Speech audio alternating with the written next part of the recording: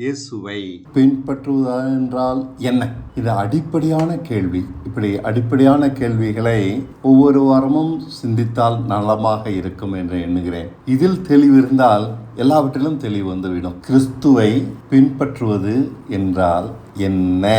அதாவது இயேசு அடிமை ரூபம் எடுத்து மனுஷரானார். தேவனுக்கு ஒப்பானவராக இருந்தும் அவர் அடிமை ரூபத்தை எடுத்தார். நானாக சொல்லவில்லை, பிலிப்பியர் 2:7 சொல்லுகிறது. தம்மை தாமே வெறுமையாக்கி அடிமையின் ரூபம் எடுத்து மனுஷ சாயலானார்.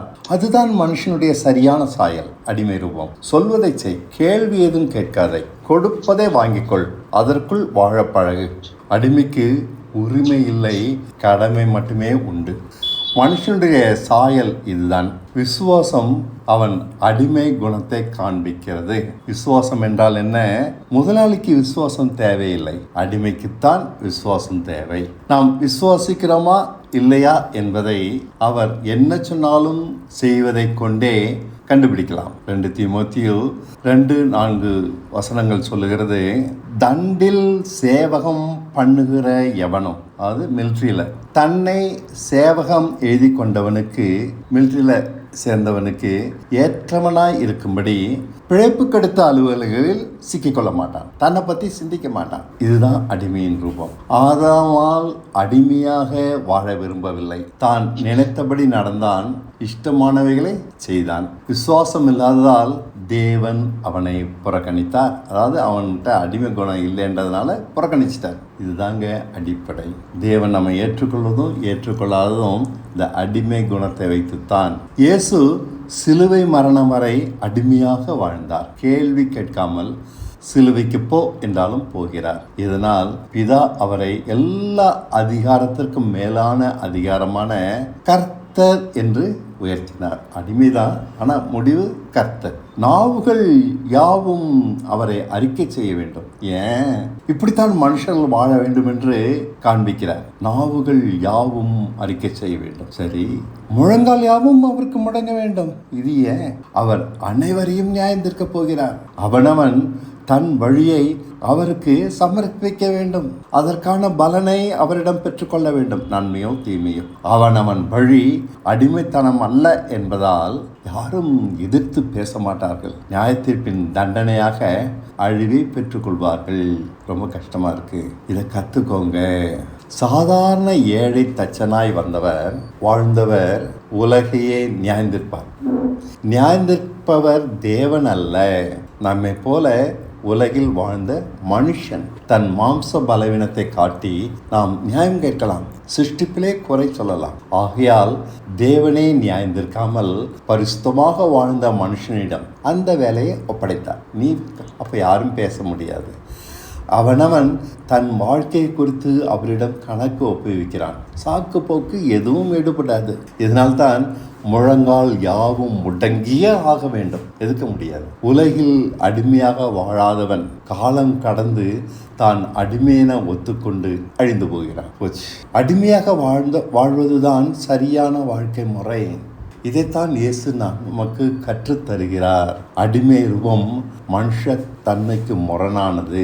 சுதந்திரமாக இஷ்டப்படி வாழ்வேன், நினைத்ததை செய்வேன், இஷ்டப்படி நடப்பேன். இதுதான் நாம் கற்றுக்கொண்ட பாடம் இதுவரை.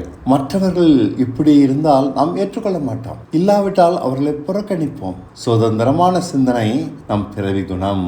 அதன்படி வாழ்கிற நம்மால் தான் உலகம் இவ்வளவு கேடாக மாறிவிட்டது. சுதந்திரம் எல்லாத்துக்கும் கொடுத்தாக்கா கேடாக போய் நிற்குது. அவனவன் சுதந்திரமாக நடக்கிறான். கட்டுப்பாடு இல்லாத வாழ்க்கை. சட்டங்களை மதிப்பதில்லை.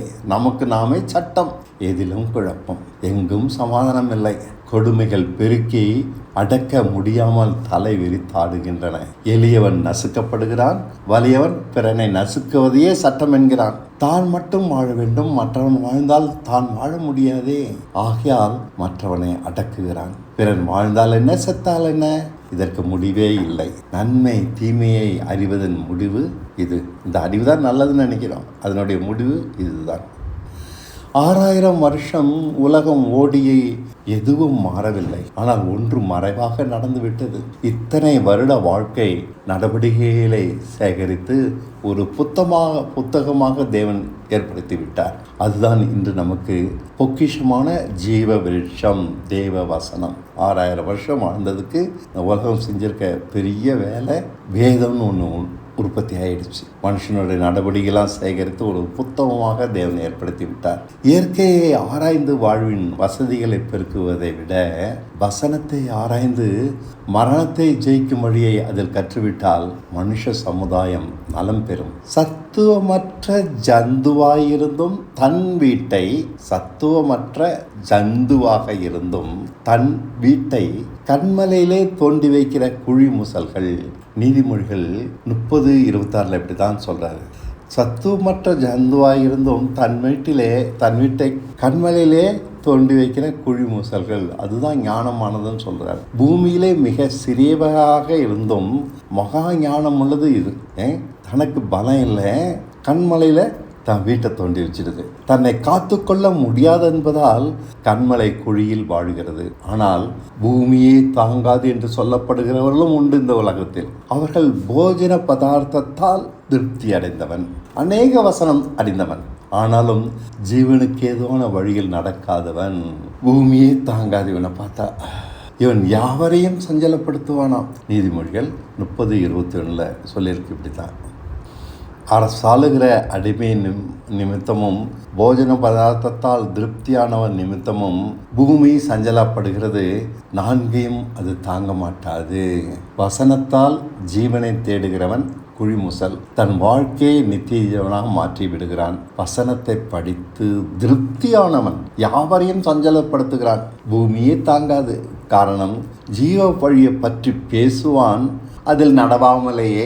ஜீவ வழி அடிமை வாழ்க்கை தான். இதுதான் யாராலும் கண்டுபிடிக்க முடியாத உண்மை. மோசமான உலகில் இயேசுவால் சமாதானமாக தேவனுக்கு அடிமையாக வாழ முடிந்தது. இது கஷ்டம்னு சொல்றாங்க. இவரால் முடிஞ்சது. படிக்கவில்லை, சொத்து சேர்க்கவில்லை, அன்றாட கூலி, தேவனை அறிந்திருக்கிறேன் என்று சொல்லி தன்னை உயர்த்தவில்லை.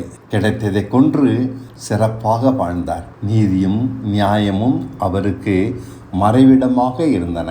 விட்டு கொடுப்பதால் சாந்தமும் பணிவும் அவருக்கு பாதுகாப்பு தந்தன. வீதியில் தன் குரலை உயர்த்தி நியாயம் கேட்கவில்லை, பயமுறுத்தவில்லை, யாருடைய தயவையும் சார்ந்திருக்கவில்லை தேவனை தவிர. இதைத்தான் நம்ம கற்றுக்கிடணும். அடிமைன்னா ஆதாம் செய்ய தவறியதை இவர் செய்கிறார். இயேசு ஆதாம் புசிக்க பிறந்த ஜீவ விருட்சத்தின் கனியை இவர் புசிக்கிறார். அந்த ஏதேன் தோட்டத்தில் 2 மரம் இருந்தது. ஒன்று அறிவை தருகிற மரம், நன்மை தீமை என்று பகுத்தறியக்கூடிய அறிவை தருகிற மரம், இன்னொன்று ஜீவனை தரக்கூடிய ஜீவ விருட்சம். ஆதாம் இதை சாப்பிடாம நன்மை தீமை அறிகிற அறிவை சாப்பிட்டான், அந்த பழத்தை சாப்பிட்டான். இவர் இதை செய்கிறார். நாமளுக்கும் இந்த காலத்தில் இதைத்தான் செய்யணும். நன்மை தீமை அறிகிறதான் செஞ்சுக்கிட்டு இருக்கோம். ஜீவ விருட்சத்தின் கனியை இவர் புசிக்கிறார். தேவனை அறிகிற அறிவிலும் ஞானத்திலும் பெருகி தனக்கான பிதாவின் சித்தமென எதுவென தேடி அதன்படி மாத்திரம் செய்கிறார். சுயமாய் எதையும் செய்யவில்லை. யோவான் 5:13-19. அப்பொழுது இயேசு அவர்கள் நோக்கி, மெய்யாகவே மெய்யாகவே நான் உங்களுக்கு சொல்லுகிறேன். மெய்யாகவே மெய்யாகவேன்னு இயேசு பல இடங்களில் 2 முறை சொல்கிறார். அது அந்த அவர் சொல்லப்படுகிற வார்த்தைக்கினுடைய முக்கியத்துவத்தை பெரிதாக்கி காண்பிக்கிறதுக்காக அப்படி சொல்கிறார். பிதாவானவர் செய்ய குமாரன் காண்கிறது எதுவோ அதையே அன்றி வேறொன்றையும் தாமாய் செய்ய மாட்டார். அவர் எவைகளை செய்கிறாரோ அவைகளை அந்தபடியே குமாரனும் செய்கிறார். தன்னை பற்றி ரகசியத்தை இயேசு சொல்கிறார். தானாக எதையும் செய்ய மாட்டேன், பிதா செய்ய காண்பிக்கிறதோ அதை மட்டும்தான் நான் செய்வேன். வியாபாரத்தை பெருக்கி விண்ணை முட்டை சம்பாதித்து பெருசாக வாழ்வில் அவர் எதையும் சாதிக்கவில்லை. பணமும் அதிகாரமும் தேடி வந்தாலும் அதை ஏற்கவில்லை. புகழை நாடவில்லை. பிழைப்புக்காக வியாபாரமே பிழைப்பாக ஆக்கவில்லை. சுருக்கமாக அவர் தனக்காக வாழவில்லை, தேவனுக்காக. இதுதான் கிறிஸ்துவை பின்பற்றுகிற ரகசியம், கரு. இதைத்தான் நம்ம கை கொள்ளணும். யோவான் 5:19. பிதா செய்ய காண்பிக்கிறது எதுவோ அதையே இன்றி நாமாய் எதையும் செய்யக்கூடாது. பிதா செய்ய காண்பிக்கிறது எதுவோ அதை அப்படியே செய்யணும். இதுதான் அடிமையின் ரூபம். காண்பித்தபடி நடப்பது, இஷ்டப்படி நினைத்தபடி நடப்பதல்ல. கொடுத்த பொறுப்பை நிறைவேற்றி அதில் அடங்கி திருப்தியாக இருப்பது. தேவையினால் நெருக்கப்படாதபடி மிஞ்சின தேவைகளை அடக்கிக் கொள்வது. தேவன் தராததை ஏற்பதில்லை. தேவன் தருகிற எதையும் எவ்வளவு வலி நிறைந்ததாக இருந்தாலும் ஏற்று செய்வது.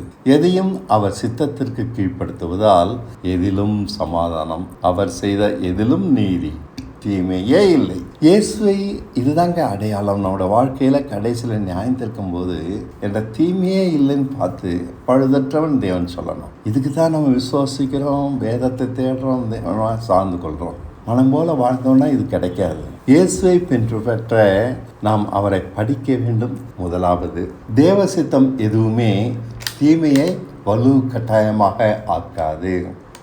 நன்மையை அடிப்படையாக கொண்டது. நம் பலத்திற்கு மிஞ்சி இருக்காது. சமாதானத்தை தந்து பாதுகாப்பை தரும். ஆமாம், பாதுகாப்பை தரும். அவர் சித்தம் மட்டும் செஞ்சால் உங்களுக்கு யாரும் எதிர்த்து நிற்க மாட்டாங்க. எதிர்த்தாலும் அவங்களால ஜெயிக்க முடியாது.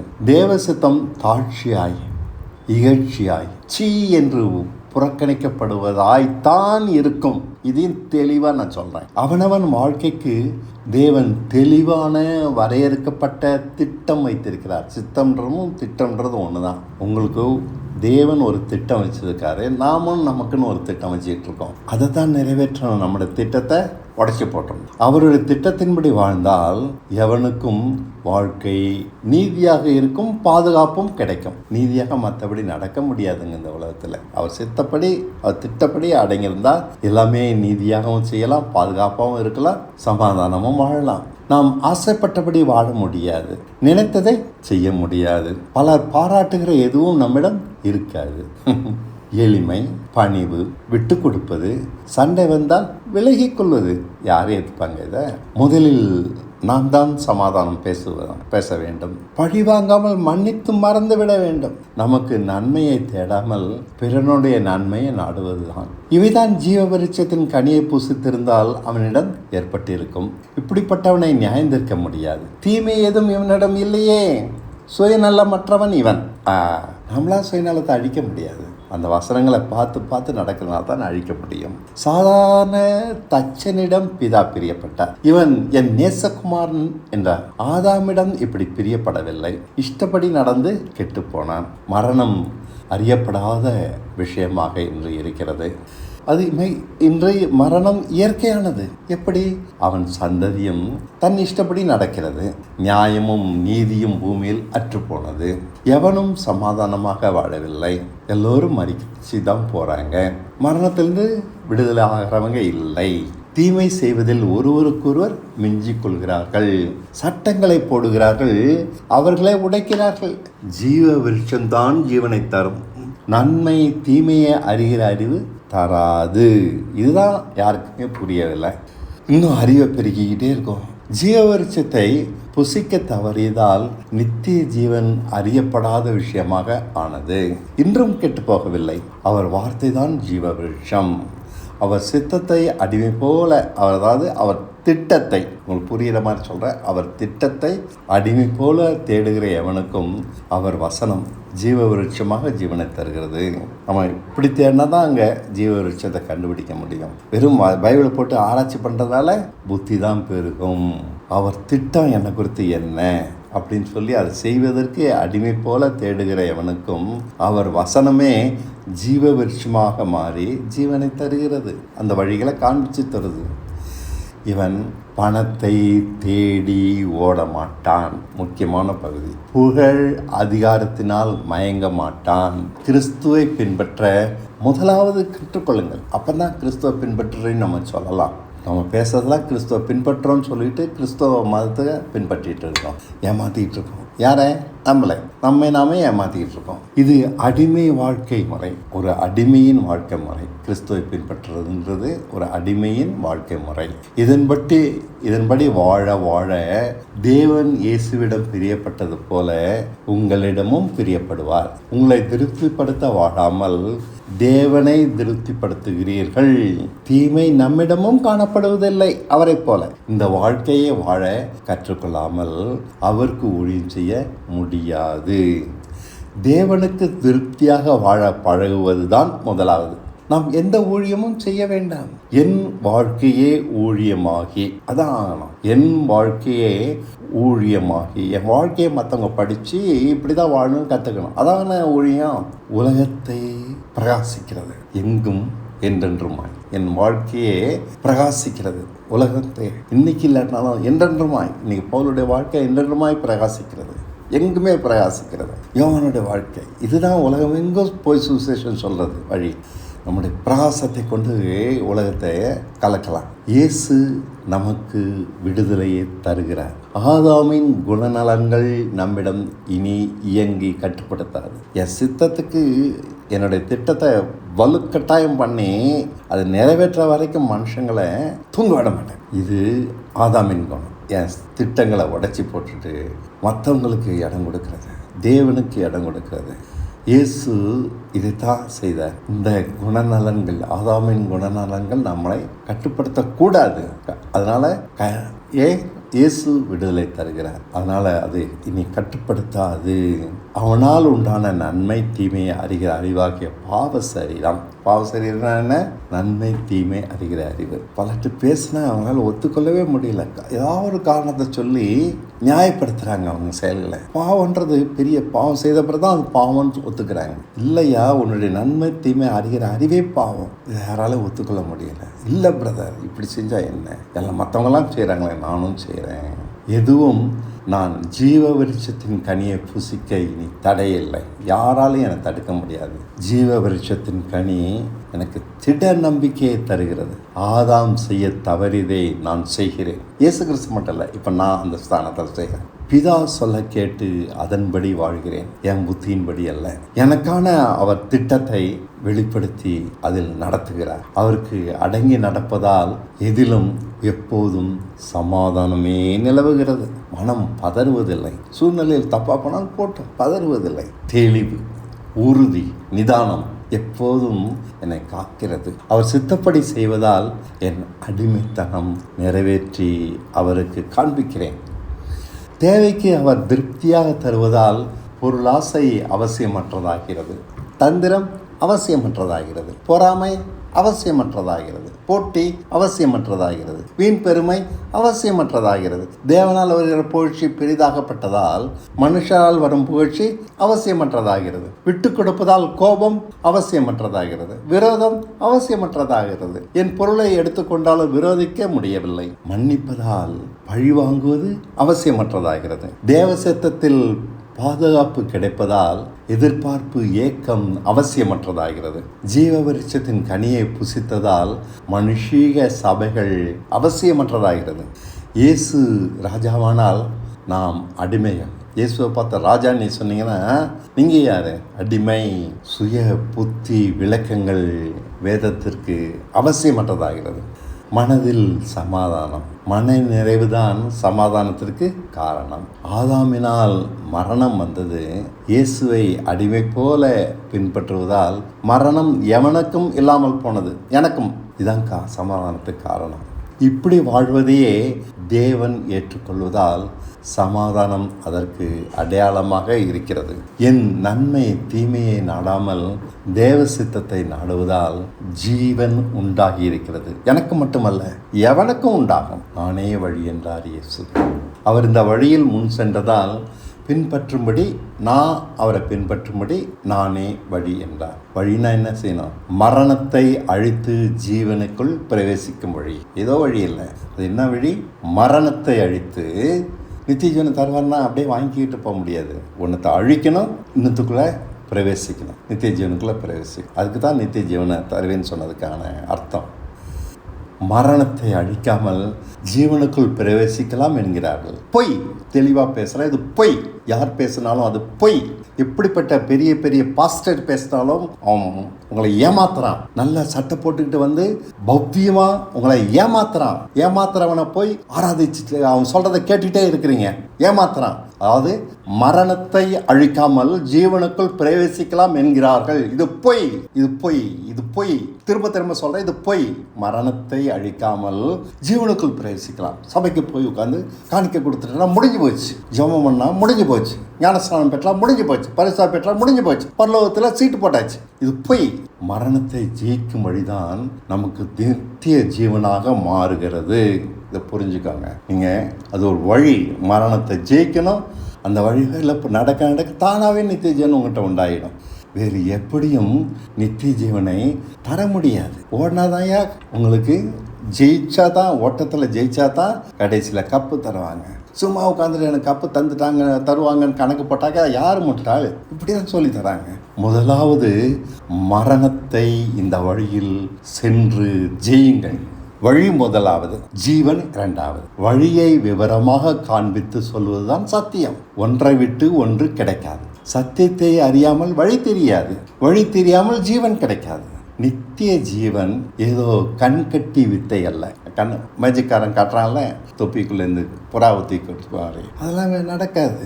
வழி தெரியாமல் ஜீவன் அடைய முடியாது. முதல்ல அவனுக்கு வழி தெரியணும். வழி தெரியணும்னா சத்தியம் தெரியணும். சத்தியத்தை தெரியாமல் வழியை கண்டுபிடிக்க முடியாது. அதனால தான் நான் சொல்கிறேன், சத்தியத்தை புரிந்து கொள்ளுங்கள். மத போதகம் எதையும் பின்பற்றாதீர்கள். அடித்து சொல்கிறேன்யா. உங்களுக்கு நேரம் போகலைன்னாக்கா சினிமாவுக்கு போய் பாருங்க. நேரம் போகலைன்னாக்கா வேறு ஏதாவது பயனுள்ள வேலையை செய்யுங்க. சர்ச்சில் போய் உட்காந்திங்கனாக்கா நீங்கள் என்னத்தெல்லாம் கற்றுக்குறீங்களோ அத்தனையும் அதுக்கு நேர்மாறானவைகளை அவங்க மனசில் விதைப்பாங்க. அது உங்களோட மனசுலேருந்து பிடிங்கி எடுக்கிறதே பெரிய வேலையாக இருக்குது. தேவனை அறியாத ஒருத்தன் சத்தியத்தை கற்றுக்கொள்வது ஈஸி. கிறிஸ்தவன் சத்தியத்தை கற்றுக்கொள்வது கடினம். ஏன்னா மைண்டில் தப்பாக நிறையா இருக்குது. போதிச்சு வச்சுருக்காங்க. தப்பாக போதிச்சு வச்சுருக்காங்க. பாவம் மன்னிப்பு அழகாக சொல்லி தந்திருக்காங்க. செஞ்சுக்கிட்டே மன்னிச்சிக்கிட்டே இருப்பாருன்னு. நீ சர்ச்சுக்கு பணம் கட்டிட்டா போதும், கல்ற கிடச்சிடும். சர்ச்சுக்கு பணம் கட்டிட்டா போதும், பரலோகம் கிடச்சிடும். கல்ற கிடச்சிட பரலோகம் கிடச்ச மாதிரி தானே. மத போதகம் எதையும் பின்பற்றாதீர்கள். தயவு செய்து என்னோட சொல்லுங்கய்யா. மத போதகம் எதையும் பின்பற்றாதீர்கள். ஒவ்வொருத்தரும் சொல்லுங்க, உங்களுடைய நன்மைக்காக. மத போதகம் எதையும் பின்பற்றாதீர்கள் என்ற ஆத்திரத்தில் சொல்றேன். அவ்வளவு தூரம் உங்களை பிடிச்சு வச்சிட்டு இருக்கு. அதுக்கு என்ன வேணும்? முதலாவது அவர் உடன்படிக்கை காக்க கற்றுக்கொள்ளுங்க. இனி நான் அல்ல, கிறிஸ்துவே எனக்குள் பிழைத்திருக்கிறார். அந்த உடன்படிக்கை காக்க கற்றுக்கொள்ளுங்கள். இரண்டாவது, கிறிஸ்துவின் கற்பனையில் மலை பிரசங்கம் மத்தேயு 5, 6, 7 அதிகாரத்தில் இருக்கு. அதுல நமக்கு கொரோனா வராதபடி காத்து கொண்டது போல அந்த வசனங்களை காப்பாத்துங்க. கொரோனாக்காக எவ்வளவு தூரம் பயந்து காப்பாற்றணும். அவங்க சொல்றதெல்லாம் செஞ்சோம். அது மாதிரி இயேசுக்கு சொல்றதெல்லாம் செய்யுங்கயா. 5, 6, 7 மத்தேயு 5, 6, 7 இதான் சத்தியம். உடன்படிக்கை சத்தியம், மலை பிரசங்க சத்தியம். அதில் சிறிதான ஒன்றையாக மீறி நடக்கிறவனை பரலோகத்தில் சின்னவன் என்னப்படுவான். அது மீறி நடக்காத எவனும் பரலோகத்தில் பெரியவன் என்னப்படுவான். சத்தியத்தை புரிஞ்சுக்கோங்க. அதில் வழி தெரியும். அந்த வழியை உங்களுக்கு ஜீவனுக்குள்ளே கொண்டு விடும். ஜெயமுள்ளவன் ஜீவன் அடைகிறான். எதை ஜெயிக்க வேண்டும்? நன்மை தீமை அறிகிற அறிவை ஜெயிக்க வேண்டும். இதுதான் மாம்சம்னா வேற ஏதோ நினைச்சிட்டு இருக்கோம். இல்லை, உங்கள்கிட்ட இருக்க அறிவு தான் மாம்சம். நம்ம எல்லோருக்கும் உள்ளும் இது பிறையோடி போய் இருக்கிறது. பல வருஷமா வாழ்ந்திருக்கோம். அந்த அறிவை வச்சுக்கிட்டு பழகி வச்சிருக்கோம். கிறிஸ்துவின் கற்பனையின்படி செய்ய அது அழிகிறது. சத்ருவ சிநேகி. நம்முடைய புத்தி சொல்லுது சத்ருவ ஏத்து நெல்லு, விட்டு கொடு. வசனம் சொல்லுது. நம்ம புத்தி என்ன சொல்லுது? பழிக்கு பழி வாங்கு. இயேசுவை பின்பற்ற கற்பனைகள் அவசியம். நம் சுவாபம் அப்போது இயேசுவை போல அது மாற்றும். நீங்கள் உங்கள் முயற்சினால் உங்கள் குணத்தை மாற்றிக்கொள்ளவே முடியாது. சாந்தமுள்ளனா மாற்ற முடியாது. இயேசுவை போல நாமும் அடிமை ரூபம் எடுத்துக்கொள்கிறோம். சாந்தம் என்ன? விட்டு கொடுக்கிறது.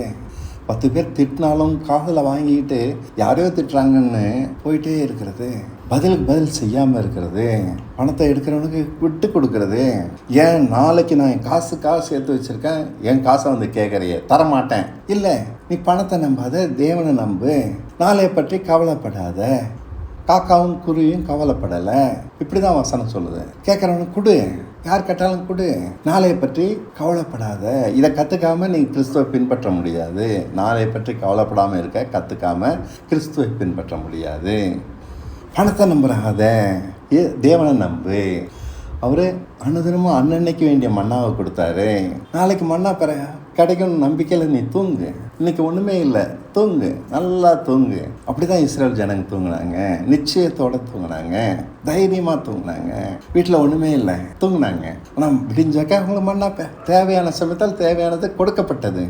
இதுதான் ஐயா எனக்காக நாளைக்காக நான் காசு சேர்த்து வச்சுருக்கேன். இது முட்டாள்தனம். இது பணத்தை நம்புகிறான் அவங்களுடைய வேலை. தேவனை நம்புகிறான் இப்படி இருக்க முடியாது. தேவனை நம்புகிறான் என்ன செய்வான்? சத்துருவை சிநேகி எப்படி இருக்கு? வாழ்க்கை முறை மாற வேண்டும். நம்ம வாழ்கிற முறையே மாறணும். நன்மை தீமை அறிகிற அறிவிலேருந்து ஜீவ வசனத்தின்படி வாழ்கிற ஒரு வாழ்க்கை. பணத்தை ஆராதிக்காதே. பணத்தை தான் ஆராதிக்கிறாங்க. இதுலேருந்து ஒருத்தன் விடுதலாயிட்டான்னாக்கா அப்படிப்பட்டவனை பார்த்தா ரொம்ப ஆச்சரியமான மனுஷன். பூமியிலேயே பணத்தை ஆராதிக்கிறாங்க அபூர்வமான மனுஷன். அப்படி ஒருத்தன் இல்லைன்றதான் நான் என்னுடைய ஆத்திரம். தேவன் இவ்வளோ பெரியவராக இருந்தோம் பணத்தை ஆராதிக்கிறாங்க. எனக்காக சேர்த்து வச்சுக்கிட்டே இருக்காங்க. அதனால ஏங்கி தவிக்கிறாங்க. எந்த வகையெல்லாம் பணத்தை சேர்க்கலான்னு ஓடுறாங்க. முட்டாள்தனம் இல்லை. படுத்து தூங்குடா, நாளைக்கு மன்னா பெய்யும். சத்தியத்தை அறிய உங்கள் குணங்கள் மாறும். நம்ம கற்று வச்சிருக்க அத்தனையும் மாறணும். மாறினா தான் நீங்கள் ஜீவ வழியில் போகிறீங்க. ஒன்றை சார்ந்து மற்றொன்று இருக்கிறது. நாளைய பற்றி கவலைப்படாதே, கேட்பவனுக்கு கொடு. யாருக்கும் தேவன் சும்மா நித்திய ஜீவனை தருவதில்லை. இப்படிலாம் இருந்தால் தான் யார் நித்திய ஜீவன் கிடைக்கும்? தேவன் கஷ்டப்படுகிறவர்களை, தரித்திரர்களை போஷிக்கிறார். கைவிடப்பட்டவர்களை ஆதரிக்கிறார். திக்கற்றவர்களாக அவர்களை விடுவதில்லை. தன்னை நோக்கி கூப்பிடுவர்களுக்கு உதவி செய்கிறார். ஆனால் இது நித்திய ஜீவன் ஆகாது. அனுதினம் எல்லாருக்கும் எதையாவது செஞ்சுட்டு தான் இருக்கிறார். இது நித்திய ஜீவன் ஆகாது. இதாங்க நான் உங்களுக்கு புரிய வைக்க விரும்புகிறேன். தேவன்கிட்ட உதவி பெறதுனால ஆண்டவர் என்ன ஏற்றுக்கொள்ளான்றது அர்த்தம் இல்லை. ஐஸ்வர்யம் தேவனிடமிருந்து பெற்றால் அது உலகத்தில் வாழ உதவும். இது வேறு, நித்திய ஜீவன் வேறு. கஷ்டப்படுவர்களுக்கு இரக்கம் காண்பிக்கிறார், அவ்வளவுதான். உலக நன்மைகளை பெறுவதால் மரணத்தை ஜெயிக்க முடியாது. புரியுதுங்களா? அவர் கற்பனையில் தான் மரணத்தை ஜெயிக்கும். உலக நன்மைகளை, பணத்தை, ஐஸ்வர்யத்தை, வாழ்க்கையில் மேன்மையை, எனக்கு குழந்தை கொடுத்தாரு, எனக்கு கேன்சர்லேருந்து சுகத்தை கொடுத்தாரு, இதெல்லாம் மரணத்தை ஜெயிக்காது. அவருடைய கற்பனையின்படி நடப்பது, உடன்படிக்கை நடக்கிறவங்கள தான் மரணத்தை ஜெயிக்க முடியும். ஆண்டவர் இரக்கம் காண்பிக்கிறார் உலகத்தில் நம்ம கஷ்டப்படுறவங்களுக்கு, அவ்வளோதான். அதனால் இதெல்லாம் தேவன்கிட்டருந்து இப்படிப்பட்ட நன்மைகளை பெற்றுக்கொள்வதனால நித்திய ஜீவன் பெற்றுக்கொள்ளலான்னு நினைக்காதீங்க. மரணத்தை ஜெயிக்க வேண்டும். அவரிடம் ஐஸ்வர்யத்தை பெறுவதுதான் ஆசீர்வாதம் என்று எண்ணுகிறார்கள். இது போய் நிறைய போய் நம்மளை சுற்றிலும் இருக்குல்ல. ஐஸ்வர்யத்தை பெறுவதுதான் ஆசீர்வாதம், இது போய் நானே சொல்ல. யாக்கோபு சொல்கிறான், ஐஸ்வர்யவான் தாழ்த்தப்பட்டதை குறித்து மேன்மை பாராட்ட கடவன், தாழ்ந்த சகோதரன் உயர்த்தப்பட்டதை குறித்தும் மேன்மை பாராட்டு கடவன் அப்படின்னு நான் சொன்னால் ஒத்துக்கலாம். ஐஸ்வர்யவான் தாழ்த்தப்பட்டதை குறித்து மேன்மை பாராட்ட கடவன் நானா சொல்லலை. யாக்கோபு சொல்கிறார் 1:9 தாழ்ந்த சகோதரன் தான் உயர்த்தப்பட்டதை குறித்து மேன்மை பாராட்ட கடவன். அது சரி. ஐஸ்வர்யவான் தான் தாழ்த்தப்பட்டதை குறித்து மேன்மை பாராட்ட கடவன். எங்கே கேள்விப்பட்டிருக்கீங்களா இதை? ஆனால் வசனம் அப்படி தான் சொல்லுது. அதுதான் சரியான வழி. ஏனெனில் அவன் புல்லின் பூவை போல ஒழிந்து போவான். அதான் ஒழிந்து போகாதபடிக்கு தான் தாழ்த்தப்பட்டதை குறித்து மேன்மை பாராட்டு. உன் ஐஸ்வர்யம் ஒழிந்து போகும்டா. யோபை பார்த்து பார்க்குறோம், ஒழிந்து போகும். அது நம்பின ஐஸ்வர்யத்தை, அதனால் தாழ்த்தப்பட்டான். வாழ்க்கையில் தாழ்த்தப்படுவதுதான் ஆசீர்வாதம். ஐயோ, இப்படி சொன்னால் நம்மளை உதைப்பாங்க. வாழ்க்கையில் தாழ்த்தப்படுவதுதான் ஆசீர்வாதம். சிறுமைப்பட்ட மனுஷன் உயர்த்தப்படுவதும் ஆசீர்வாதம். ஏன்? இரண்டும் இயேசுவை போல மாற உதவுவதால் ஆசீர்வாதம். ஆசீர்வாதம் என்ன? இயேசுவை போல அது மாற்றுது. தாழ்த்துவதும் உயர்த்துவதும் தேவ இறக்குமே. ஒரு சிலர் தாழ்த்துறார், ஒரு சிலர் உயர்த்துறார். மனுஷனை உண்டாக்கி உலகில் அனுப்பும்போது பொறுப்பு இல்லாமல் அனுப்பவில்லை. அவனுக்கு ஒரு முன்மாதிரி இயேசுவை வைத்திருக்கிறார். அவரை பார்த்து கற்றுக்கொண்டு அவரை போல வாழ்ந்தால் நித்திய ஜீவனும், ஆதாமை போல இஷ்டப்படி வாழ்ந்தால் நித்திய மரணமும் அடைகிறான். இவ்வளவுதாங்க கதை. ஆதாமை பார்த்து வாழ்ந்தா, இஷ்டப்படி வாழ்ந்தா நித்திய மரணம் தான். இயேசுவை பார்த்து உத்து பார்த்து வாழ்ந்தா, அவரை பார்த்து கற்றுக்கிட்டா நித்திய ஜீவன்.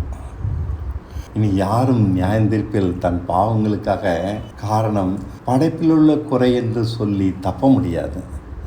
நம்ம மாம்சத்தில் தான் இருக்கேன், பாவம் தான் செய்வேன், அது என்னுடைய இயல்பு, என்னுடைய பிறவி குணம். என் தாய் கற்பத்திலே பாவம் தெரித்தாள், பாவத்திலே என்னை கற்பம் தெரித்தாள், அப்படி தான் நம்ம சொல்லிக்கிறோம். அது தேவனை குறை சொல்கிறது, படைப்பில் குறை இருக்குன்னு சொல்கிறோம். அப்படியெல்லாம் சொல்லி தப்பிக்க முடியாது. இயேசுவை கொண்டாந்து நம்ம முன்னாடி டங்குன்னு நிப்பாட்டி வச்சிடறாரு. நாம் இயேசுவை ஏற்றுக்கொள்வதால் அவரை போல வாழப்போவதாக முடிவெடுக்கிறோம். ஆமாம், நான் கிறிஸ்துவை பின்பற்றேன்னு சொல்லி தான் முடிவெடுக்கிறோம். ஆனால் அந்த முடிவில் யாரும் நிற்கிறது இல்லை. இனி நாம் ஏமாற்றிக்கொள்ள முடியாது. நாம் இஷ்டப்படி வாழ்ந்துவிட்டு நித்திய ஜீவனரையெல்லாம் என எண்ணிக்கொள்கிறோம். அவர் முன்மாதிரியாக வந்தும் அவரை பின்பற்றாமல் இருப்பதே எங்கும் நடக்கிறது. ஏதோ மத சம்பிரதாயங்களை பின்பற்றிவிட்டு இயேசுவை பின்பற்றுவதாக எண்ணிக்கொள்வது பழக்கமாகியது. நாம் எப்படியெல்லாம் வஞ்சிக்கப்படுகிறோம் பாருங்கள், கவனிச்சு பாருங்கய்யா. எப்படிலாம் நம்ம சுற்றி ஏமாத்திட்டு இருக்காங்க நம்மளை. கவனமாக இருங்கள், மோசம் போக்கும் வழிகள் அநேகம் சத்தியத்தை சுற்றி சுற்றி வருகின்றன. ஏமாறாதீர்கள். சத்தியம்னு ஒன்று இருந்தால் அது சுற்றிலும் பொய் சுற்றி சுற்றி வந்துட்டு தான் இருக்கும். பொய்யை தான் நம்பி நிறைய பேர் ஓடி போயிடுறாங்க. நம்மை பிரகாசிக்கிறவர், நாமும் அவரை போல மரணத்தை ஜெயித்தால் பிரகாசிக்கலாம். பிதாவின் சித்தப்படி நடந்து நித்திய ஜீவனை அடைவதால் பிறருக்கு, இயேசுக்கு மாத்திரமல்ல, நாமும் ஒளியாக இருக்கலாம். இயேசு தான் ஒளின்னு சொல்கிறாங்க. ஆனால் பவுலும் ஒளியாக இருக்கிறான், யோவானும் ஒளியாக இருக்கிறாரு. என்ன மாதிரி பேசுகிறாரு? சத்தியம் ஒட்டை நிலைச்சிருந்தால் நீங்கள் பாவம் செய்ய முடியாதுன்னு பேசுகிறாரு. அனுபவ அறிவு. இந்த அதிசய உண்மையை உலகத்திற்கு புரிய வைக்க வேண்டாம். என்ன? எவனும் அவரை போல பரலோகம் ஏறி சொல்லலாம், எவனும் மறிக்க வேண்டாம். இதான் அந்த உலகத்துக்கு நாம் புரிய வைக்க வேண்டிய உண்மை. அவனவன் வெளிச்சமடைய கடைசியாக அழிக்கப்படும் சத்துரு மரணம். எல்லோரும் கொஞ்சம் கொஞ்சமாக உலகம் முழுசும் வெளிச்சம் அடைஞ்சிடறாங்க. அப்போ மறிக்கிறதுக்கே அவசியம் எல்லாம் போயிடுது. மரணம் இயற்கைக்கு மாறான ஒன்றாக ஆகிவிட்டது, காணாமல் போயிடுச்சு. கடைசியாக அழிக்கப்படும் சத்துரு மரணம். ஒரேடியாக பூமியிலிருந்து மரணம் அழிக்கப்படும். 1 கொரிந்தியர் 15:24-26. அதன் பின்பு முடிவு உண்டாகும். அப்போது அவர் சகல துரைத்தனத்தையும் சகல அதிகாரத்தையும் வல்லமையும் பரிகரித்து தேவனும் பிதாவுமானவருக்கு ராஜ்யத்தை ஒப்பு கொடுப்பார். எல்லா சத்துருக்களையும் தமது பாதத்திற்கு கீழ்ப்படித்து போகும் வரைக்கும் அவர் ஆளுகை செய்ய வேண்டியது. பரிகரிக்கப்படும் கடைசி சத்துரு மரணம். எல்லா ஜனங்களும் நித்திய ஜீவனுக்கு இதுவாக நடப்பார்கள். அன்னைக்கு கொஞ்சம் கொஞ்சமாக இந்த எண்ணிக்கை விரிவடைஞ்சு உலகம் முழுசும் நிரம்பும். அதன் பின்பு முடிவு உண்டாகும். சரி, அது அப்படியே இருக்கட்டும். சின்ன விசுவாசம் போதும், பெரிய மாற்றத்தை நம்மிடம் ஏற்படுத்தும். மனுஷனால் பிறப்பது எதுவும் ஜெயிக்காது. தேவனால் பிறப்பது மரணத்தையே ஜெயிக்கும். ஜெயிக்காதது எதுவும் விசுவாசம் இல்லை. இங்கே தான் நான் பேச வரேன். செயல்படும் விசுவாசம், செயல்படாத விசுவாசம். இயேசுவை பின்பற்றினா உங்கள் விசுவாசம் செயல்பட்டது, மரணத்தை ஜெயிக்கிறது. இயேசுவை பின்பற்றுறேன்னு சொல்லிட்டு செயல்படாத விசுவாசம் மரணத்தை ஜெயிக்காது. இயேசுவின் வழி எளியது, வினோதமானது. அடிமையின் வாழ்க்கை. பழத்தை சாப்பிடாதே என்றால் அதனால் என்ன நன்மை வந்தாலும் சரி, சாப்பிட மாட்டேன், அடிமை. சிலுவைக்கு போவேன், அடிமை. அவர் சொல்கிறபடி செய்வது தான் நம் வேலை. இவ்வளோதாங்க, இவ்வளோதாங்க. இதை மட்டும் கற்றுக்கோங்க, இதில் மட்டும் நினச்சிருங்க, நம்ம மரணத்தை ஜெயிச்சிடலாம். நமக்கு தோன்றியபடி வாழ்கிற வாழ்க்கை அல்ல இது, அவர் சித்தப்படி நடக்கிற வாழ்க்கை. முடிவிலோ மரணத்தை அழித்து ஜீவனுக்குள் பிரவேசிக்கிறோம். முடிவில் தான் அது தெரியும். அவர் ஒருபோதும் தோற்பதில்லை, நம்மை தோற்க விடுவதில்லை. இதுதான் அதிசயம். அவர் தோற்பதில்லை, நம்மை தோற்கவும் விடுவதில்லை. நாம் தேவனால் பிறக்க வேண்டும். நம் விருப்பங்களும் நினைவுகளும் தேவனுடைய விருப்பங்களாக இருக்க வேண்டும், கீழானவைகளாக இருக்கக்கூடாது. தேவனுடைய விருப்பங்கள் மேலானவை. உலகத்தில் எதையாக சாதிக்கணும்னு வச்சுக்காதீங்கய்யா. பிஸ்னஸை பெருக்கணும், ப்ரொமோஷன் வாங்கணும், வீடை கட்டணும், எதையும் நினைக்கிறோம். எதுவுமே பயன் தராது. ஆனால் எதுக்காகவும் நிறைய பிரயாசப்படணும். கடைசியில் ஒன்றுமே இல்லாமல் எல்லாத்தையும் விட்டுட்டு மறைஞ்சு போவோம், யார் கையிலையாவது கொடுத்துட்டு. ஏன்? அது தேவனால் பிறந்தால் நாமும் அவரை போல மேலான விருப்பங்களால் நிறைவோம். அது பிறவிலேயே மாறணும். தேவனால் பிறக்கணும்னா வசனத்தினால் பிறக்கிறது. உங்கள் சிந்தனைகளும் அதன்படி தான் இருக்கும். இருளின் மத்தியிலிருந்து ஒளியை ஏற்படுத்துகிற அவர். இது அதிசயம்.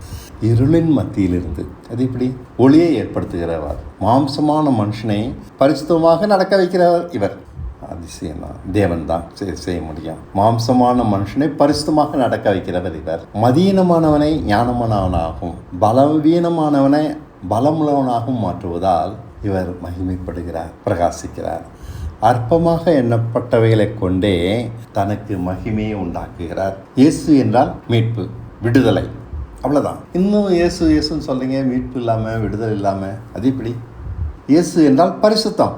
இயேசு எனக்குள்ளே இருக்கான்னு சொன்னாக்கா பரிசுத்தம் உங்கள்கிட்ட இருக்குது, முழு மீட்பும் உங்கள்கிட்ட இருக்குது. எல்லா குறைகள்லேருந்தும், பலகீனத்திலேருந்தும், மதியினத்திலேருந்தும், எதெல்லாம் மனுஷிகமாக இருக்கிறதோ ஆதாமினத்து குணம் எல்லாத்திலிருந்தும் மீட்பு, சகல பலவீனத்திலிருந்தும் பாவத்திலிருந்தும் மீட்பு. எனக்குள் இயேசு இருக்கிறார் என்றால் நான் பரிசுத்தமாகி இருக்கிறேன்.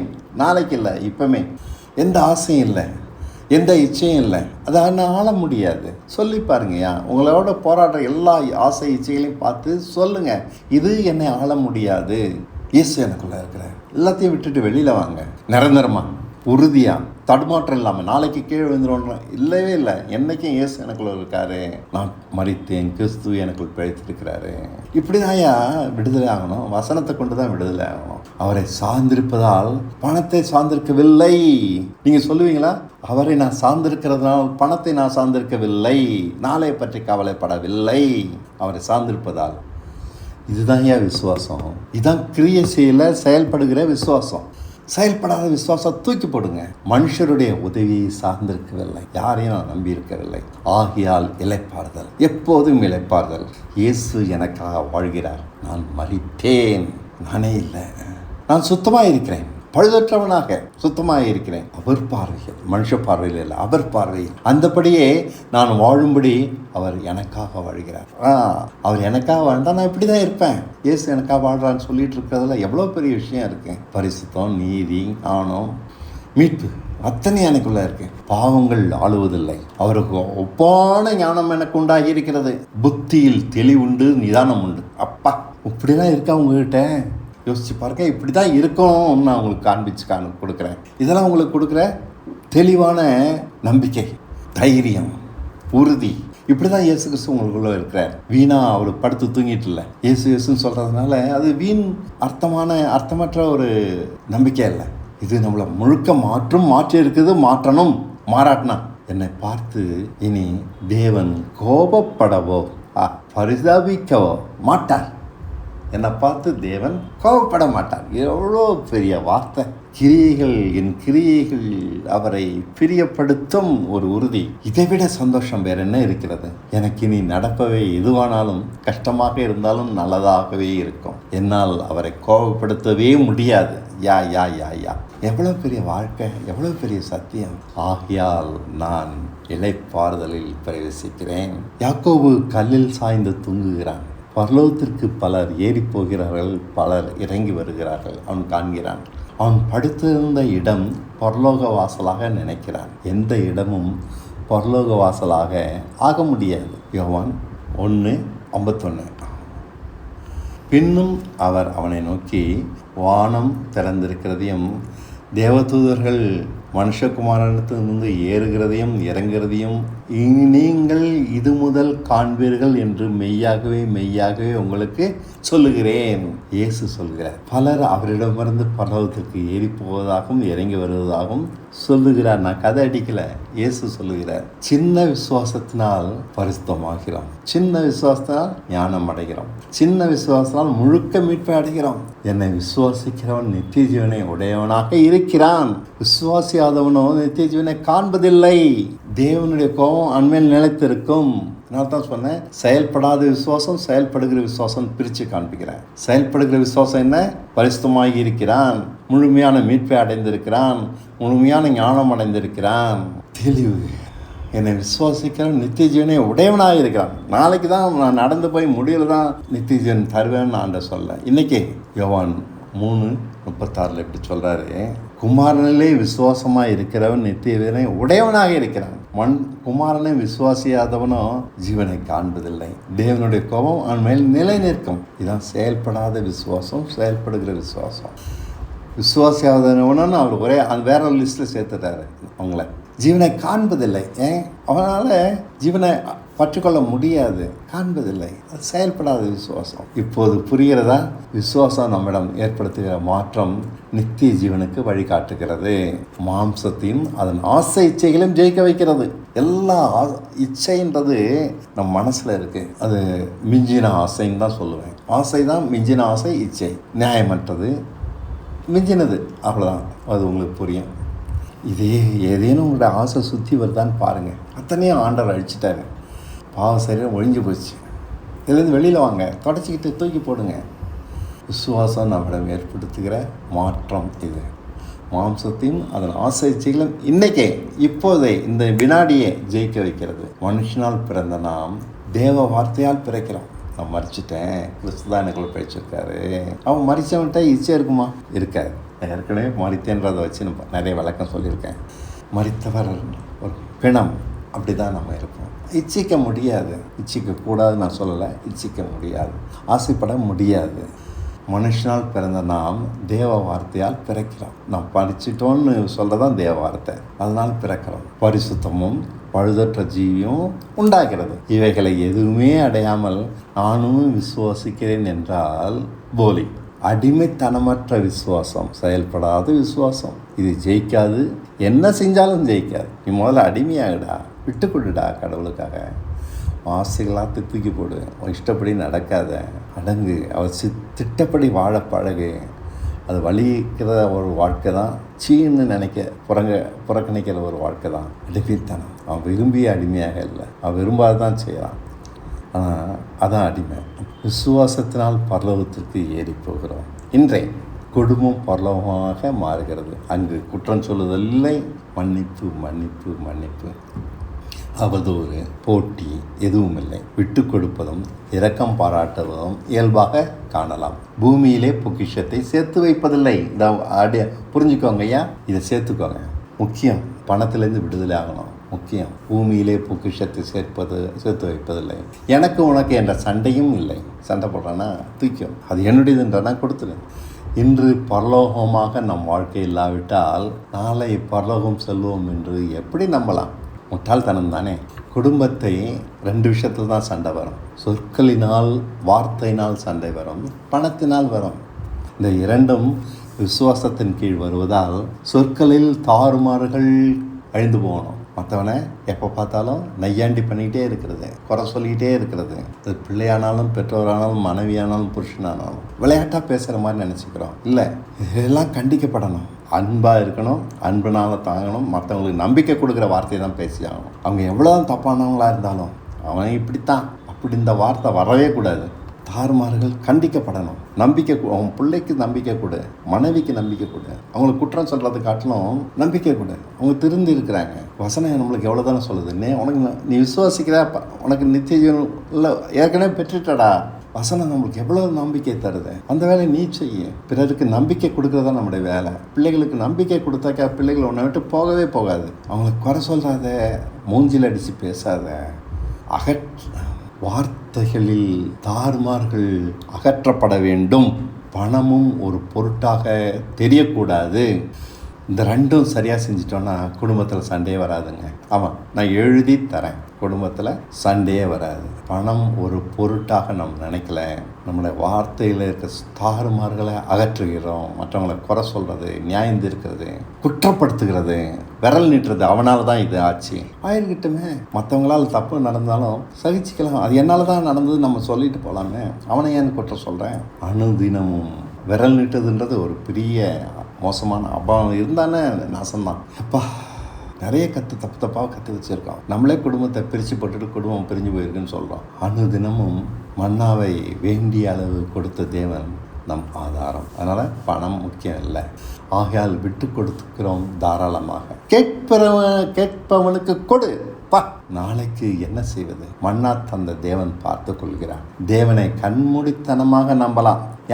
ஏமாற மாட்டோம். அப்படி கொடுத்துட்டே காசெல்லாம் போனால் கடவுள் தருவாரா? இல்லை, தருவார். தேவனை கண்மூடித்தனமாக நம்பலாம். கண்மூடித்தனம்னா என்ன? நியாயமே இல்லை, ரீசனபிளாகவே இல்லை. நம்ம நம்புகிறோம்.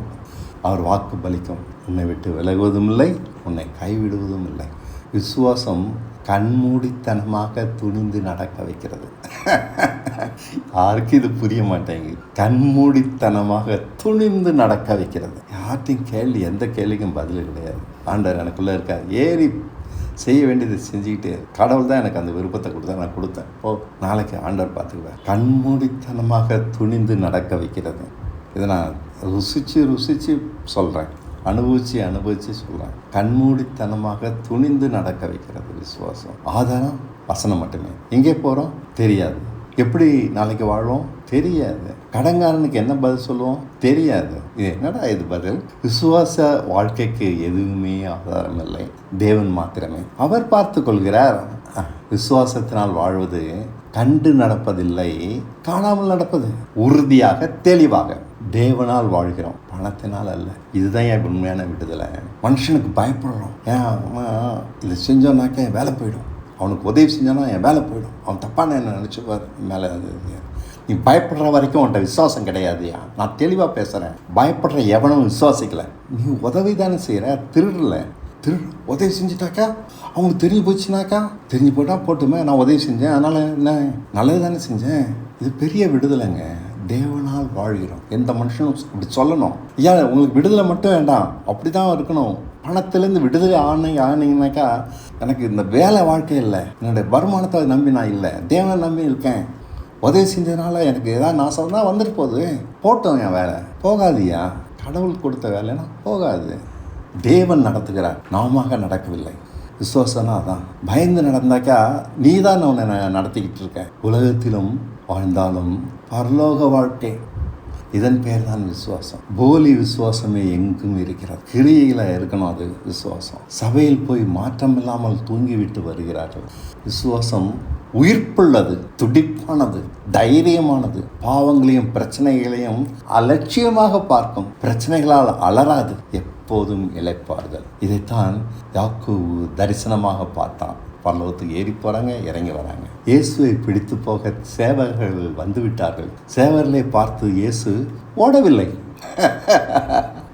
பேதுரு பதையை ஒருவனுடைய காதை வெட்டி விடுகிறான். வெட்டிய காதை நிதானமாக எடுத்து ஒட்ட வைக்கிறார். அங்கே நின்றுட்டு இருக்க, ஓடலை. அவங்களாம் அந்த சேவரெல்லாம் திகைச்சு போய் நிற்கிறாங்க. வெட்டிட்டானுங்க, கோவப்படுறாங்க. இவர் ஒட்ட வைக்கிறத பார்த்துட்டு ஆச்சரியமாக நிற்கிறாங்க.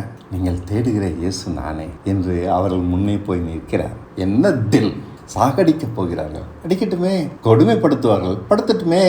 இதுதான் விசுவாசம், இதுதான் விசுவாசம். திரும்ப சொல்கிறேன், இதுதான் விசுவாசம். இதுதான் நான் உங்கள்கிட்ட கற்றுத்தரேன். இந்த வழி உங்களுக்கு பிடிச்சிருந்தா வாங்க, இல்லைன்னா ஓடிப்போங்க. இப்படி தான் நம்மளுக்கு நடக்கும். நான் இப்படி தான் நடந்துட்டு இருக்கேன், இதனால தான் இதை பற்றி பேசுகிறேன். ஆனால் என்னோட முடிவு மகிமை. இதை தேவன் பார்க்குறாரு.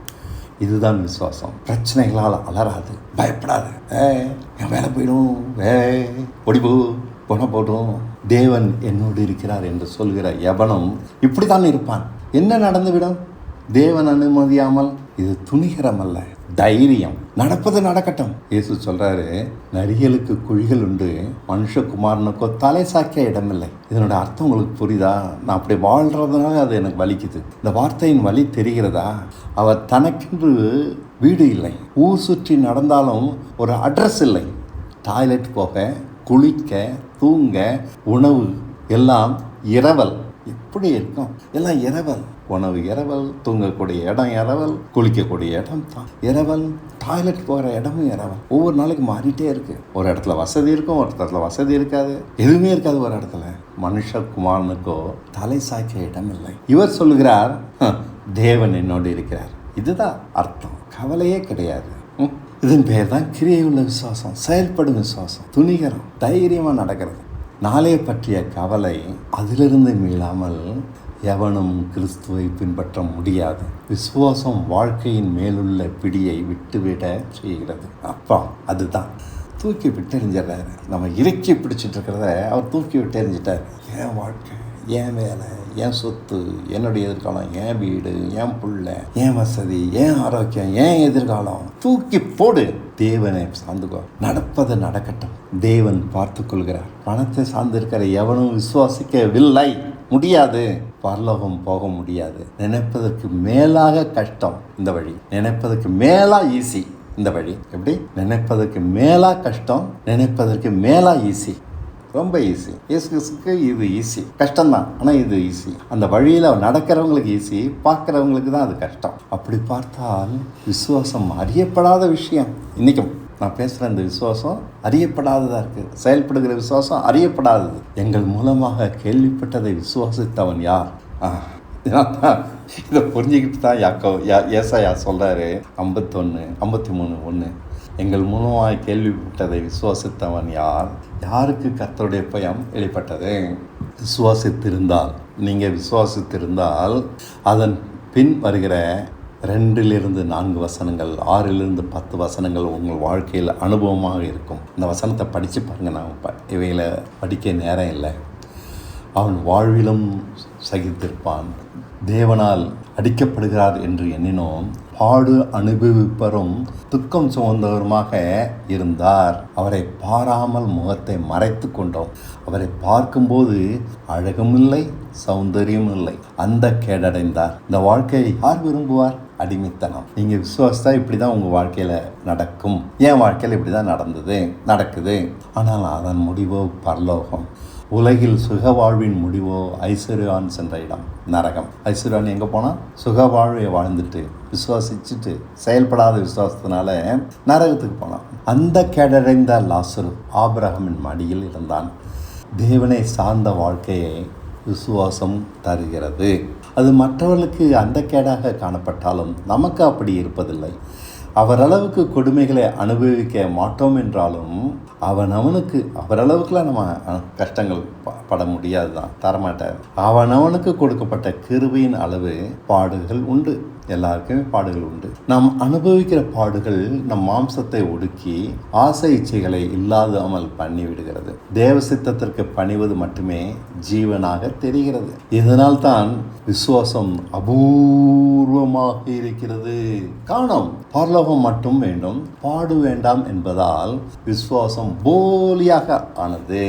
அடிமை வாழ்க்கை வேண்டாம் என்பதால் விசுவாசம் கிரியேற்றதாக ஆனது. போலியாக வாழ்ந்து கொண்டு பரலோகம் போவதாக எண்ணினால் யார் முட்டாள்? இயேசுவுக்கு நேர்ந்த அதே வாழ்க்கை தான் நமக்கும் நேரிடுகிறது. இது தெளிவாக புரிந்து கொள்ளுங்கள். பாடில்லாத வாழ்க்கை போலியாகத்தான் முடியும். நன்றாக புரிந்து கொள்ளுங்கள். இது ஒரே ஒரு முறைதான் வாழப்போகிறோம். தேவனோடு அவர் நடத்துகிறபடி வாழ்ந்துவிட்டு போவோமே, என்ன நஷ்டம் வந்துவிடும்? வரட்டுமே, அவர் பார்த்து கொள்ளப் போகிறார். பாடுபட பயப்படுகிறவர்கள் தான் முதலிடத்தில் நரகத்தில் இருக்கிறார்கள். தேவன் நம்மை இந்த உலகத்தில் ஆதாமை போல அனுப்பி வைத்திருக்கிறார்.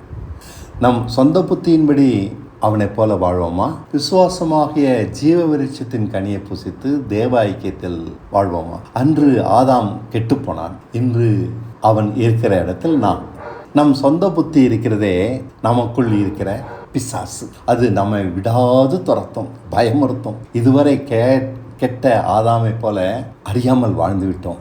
தேவனை சார்ந்து நடப்பதே ஜீவ விருட்சமாகிய விசுவாசம். நம் சுய புத்தியின்படி இனியும் நன்மை தீமையை அளவிட்டு பார்த்து வாழ வேண்டாம். பணம் போயிடுச்சுன்னா இன்னைக்கு என்ன செய்யறது, நாளைய பற்றி என்ன செய்யறது, இதுக்கு என்ன செய்யறது, அதுக்கு என்ன செய்யறது, இப்படி வேண்டாம். அவர் முன்னே செல்கிறார், நாம் பின்னே செல்கிறோம். எங்கே போகிறோம் தெரியாது. போகிற இடம் வசதியாக இருக்காது. போக போக வெளிச்சம் அடைகிறோம். முடிவில் தான் மகிமையாக இருக்கும். ஆதாமை போல வாழ வேண்டாம், இயேசுவை போல வாழ்வோம். அடிமை வாழ்க்கை மறக்காதீர்கள். அடிமை வாழ்க்கை விரும்பி ஏற்றுக்கொண்ட அடிமைத்தனம், அன்பினால் உண்டான அடிமைத்தனம். கட்டாயத்தினால் இல்லை, விரும்பி ஏற்றுக்கிட்டது. அன்பினால் அவர் எனக்காக எல்லாத்தையும் கொடுத்தார், நான் எல்லாத்தையும் அவருக்காக எடுக்கிறேன். இப்படி தான் அன்பினால் உண்டான அடிமைத்தனம். நம்ம இஷ்டப்படி எதையும் செய்ய மாட்டேன், நீ சொல்லுகிறபடி மாத்திரம் வாழ்வேன் என்ற நம் புத்தியை மறுதலிக்கிற அடிமைத்தனம். சிலுவை பரியந்தம் விரும்பி தன்னை தாழ்த்தியதால் இன்று மகிமையில் உயர்ந்திருக்கிறார். மனுஷருக்கு முன் அந்த கேடு, தேவனுக்கு முன் ஐஸ்வர்யவான். இதுதான் அழகு. மனுஷருக்கு முன் அந்த கேடு தான் வலிக்குது. நமக்கு ரெண்டுமே வேணுன்றோம். மனுஷருக்கு முன் ஐஸ்வர்யவான், தேவனுக்கு முன் ஐஸ்வர்யவான் முடியாதுங்க. மனுஷருக்கு முன் ஐஸ்வர்யவான், தேவனுக்கு முன் அந்த கேடு அல்ல, அது வேண்டாம். மனுஷருக்கு முன் அந்த கேடு, தேவனுக்கு முன் ஐஸ்வர்யவான். நமக்கு மனுஷருக்கு முன்பா அல்லது தேவனுக்கு முன்பா கிறிஸ்துவை பின்பற்றுவது என்றால் இதுதான். மனுஷருக்கு முன் அந்த கேடு, தேவனுக்கு முன் ஐஸ்வர்யவான்.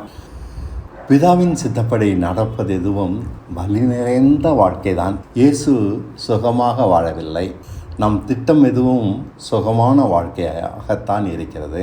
சுகம் வேண்டாம் என்பவர்களுக்குத்தான் பரலோகம். இரண்டையும் லாட்டில் அடிக்கிற மாதிரி சுதந்திரிக்கலாம் என எண்ணுவது அபத்தமே. ஆகையால் இயேசுவை பின்பற்றுவோம் அடிமையாக. நம் புத்தியை பின்பற்ற வேண்டாம். சுக வாழ்வை தேடி நம் இஷ்டப்படி நடந்தால்தான் மரணம் நம் பலன். ஆதாமை போல தேவ சித்தப்படி நடந்தால் நித்திய ஜீவன்தான் நம் பலன். இயேசுவை போல மரணம் அறியப்படாத விஷயமாக வேண்டும். மரணம் அறியப்படாத விஷயமாக வேண்டும். நித்திய ஜீவன் பழக்கமான விஷயமாக இருக்க வேண்டும். உலகத்தில் மரணம்னா என்ன, அப்படின்னா என்னென்னு எங்களுக்கு தெரியாமல் இருக்கணும். நித்திய ஜீவன் இந்த உலகத்தில் அவன் வாழ்க்கை முடிஞ்சுன்னா நித்திய ஜீவனுக்குள்ளே தான் போயிருக்கான். பழக்கமான ஒரு விஷயமாக இருக்கணும். நித்திய ஜீவன் இன்னைக்கு அரியதாக இருக்கிறது. இயேசுவை பின்பற்றினால் அடிமை ரூபம் எடுத்தாக வேண்டும். இது மாறாத விதி. இப்படி வாழ மனுஷர்கள் மறுப்பதால் நித்திய ஜீவன் அடைவதும் செயல்படாது போனது. இவர்களை பூமி தாங்காது. யாரே வாழ மறுக்கிறவங்களை இந்த பூமி தாங்காது. இன்றைக்கே பார்க்குறேன் இவ்வளோ கஷ்டம். வசனம் தெரிந்தும் வாழாதவன் வசனத்தில் போஜன பிரியன். இவர்கள் யாவரையும் சஞ்சலப்படுத்துவார்கள். மற்றவர்களை வழிதப்பி போக பண்ணுகிறவர் இவர்களே. அதனால் பூமி இவர்களை தாங்காது. அடிமைத்தனமற்ற இவர்கள் விசுவாசம் போலி. தெளிவாக சொல்கிறேன், ஒன்று ஜீவனுக்கு போகும் வழி, மற்றது மரணத்துக்கு போகும் வழி.